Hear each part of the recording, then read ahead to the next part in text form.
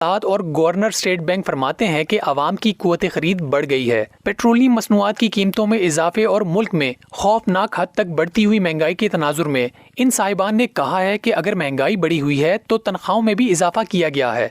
مگر حقیقت یہ ہے کہ عوام کے پاس تو قوت خرید سرے سے ہی نہیں تھی، تو وہ کیسے بڑھ گئی؟ اور ویسے بھی پاکستان امریکہ یا کوئی یورپین انڈسٹریل ملک نہیں ہے جہاں 80% سے زیادہ لوگ نوکری پیشہ ہوتے ہیں۔ لیکن یہ کوئی نئی بات نہیں، ہر حکومت میں وزیروں مشیروں کی ذمہ داری یہی ہوتی ہے کہ وہ اپنی حکومت کے ہر جائز و ناجائز کام کا دفاع کریں اور ان کے جو منہ میں آئے وہ کہہ دیں، چاہے اس سے عوام کی دل آزاری ہی کیوں نہ ہو۔ کبھی کہا جاتا ہے کہ قیمتوں میں اضافہ تو کیا گیا ہے مگر اس سے عام آدمی متاثر نہیں ہوگا، کبھی کہا جاتا ہے کہ مہنگائی بڑھی ہے تو قوت خرید بھی تو بڑھ گئی ہے، مگر سچ پوچھیں تو آج تک مجھے تو ایسا عام آدمی نہیں ملا جو بڑھتی ہوئی مہنگائی سے متاثر نہ ہوتا ہو۔ اگر عام آدمی کی حالت زار کا اندازہ لگانا ہو تو اس غریب سے پوچھئے جس کے لیے آٹے کا تھیلا خریدنا مشکل ہے، اور اگر وہ آٹے کا تھیلا خرید بھی لے تو گھی خریدنا مشکل ہو جاتا ہے۔ اور اس ضمن میں موجودہ حکومت کا سب سے بڑا کارنامہ چینی کو لگژری آئٹم کا حصہ بنانا ہے۔ وزیر اعظم صاحب کبھی فرمایا کرتے تھے کہ جس ملک میں مہنگائی بڑھ جائے تو سمجھ جائیں کہ اس ملک کے حکمران چور ہیں، مگر اب بڑھتی ہوئی مہنگائی کے بعد یہ سمجھنا مشکل ہو گیا ہے کہ حکمران چور ہیں،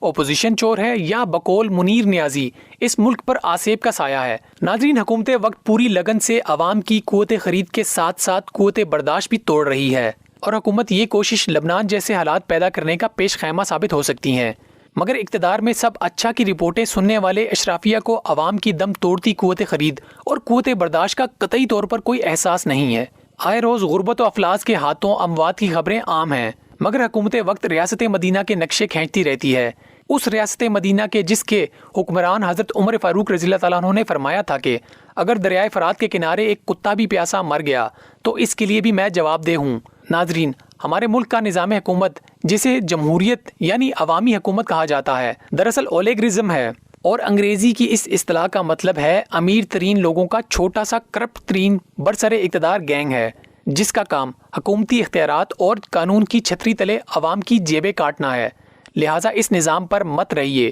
بلکہ حقیقی اسلامی نظام حکومت کے بارے میں سوچیے۔